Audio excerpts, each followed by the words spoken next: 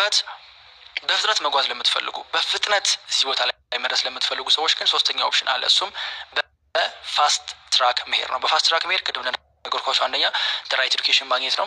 ሁለተኛ እንደዚህ አይነት አሜዚንግ የሆኑ ቱሎችን አክሰስ ማድረግ መቻል፣ ኢምፕሊሜንቴሽን ሰፖርት በቴክኖሎጂ እና ከሚያስተምሯቸው ሰዎች ማግኘት ነው። ኦኬ እነዚህ ፋስት ትራክ የምለው ቅድም እንደነገርኳችሁ ነው። የቦታ ብሄድ የምትፈልጉ እጃችሁ ላይ ማፕ ተሰጥቷችሁ በሃይዌይ በፍጥነት መንገድ በኤሌክትሪክ መኪና መሄድ እንደማለት ነው። በፋስት ትራክ መሄድ ማለት ሰው ለእናንተ 1% ለሆናችሁ ሰዎች በፍጥነት መጓዝ ለምትፈልጉ ሰዎች በ90 ቀን እንዴት ዲጂታል ፋሲሊቴተር መሆን እንደምትፈልጉ ነግራችኋለሁ። ኦኬ ሶ ይህንን የመጀመሪያውን ፓስ ከመረጣችሁ ምንም አለማድረግ የእናንተ ምርጫ ነው። የሚቀጥሉ 90 ቀናት ተመሳሳይ ናቸው የሚሆኑት።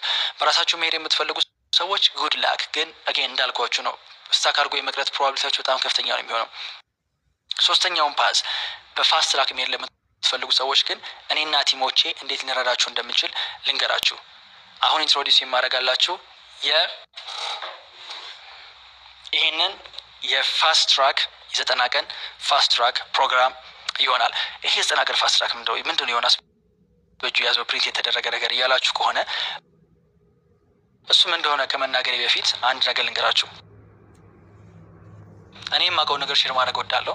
የምር ደስታ ይሰጠኛል። ፒውር ልጅ ጆይ ያገኝበታለሁ ማለት ማስተማር እወዳለሁ። ይሄው ቁጭ ብዬ አንድ ስቶፕ ለሳት እያወራሁኝ ነው። ግን በዚህ ተወቅሻለሁ። ብዙ ስም ተሰጥቶኛል። ስካመር ብሎኛል፣ አጭበርባሪ ብሎኛል። ያሉኝ እኔ በሉ ችግር የለውም። ቢካዝ ከምን ተነስቶ እንደሆነ አውቀዋለሁኝ። የጃፓኒዝ አንድ ኢኪጋይ እያሉ የሚጠሩት ኮንሴፕት አለ። የኔ ኢኪጋይ እሱ ነው። ሄዳችሁ ሰርች አድርጉት።